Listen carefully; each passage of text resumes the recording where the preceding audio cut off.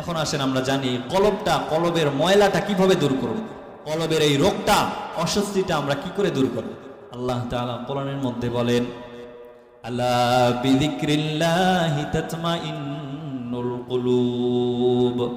এই কলবের রোগটা দূর হয়, কলবের ময়লা দূর হয় বেশি বেশি জিকির করার মাধ্যমে।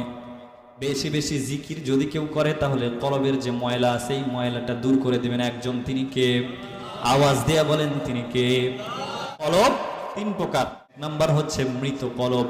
আল্লাহ তাআলা কোরআনে কারীমের মধ্যে বলেন, ওয়ালাকাদ যারানা লি জাহান্নামা কাসীরাম মিনাল জিন্নি ওয়াল ইনস লাহুম কুলুবুল লা ইয়াফকাহুনা বিহা ওয়া লাহুম আ'য়ুনুন লা ইউবসিরুনা বিহা ওয়া লাহুম আযানুন লা ইয়াসমাউনা বিহা উলাইকা কাল আনআমি বাল হুম আদাল উলাইকা হুমুল গাফিলুন। আর যখন মানুষ গুনাহ করে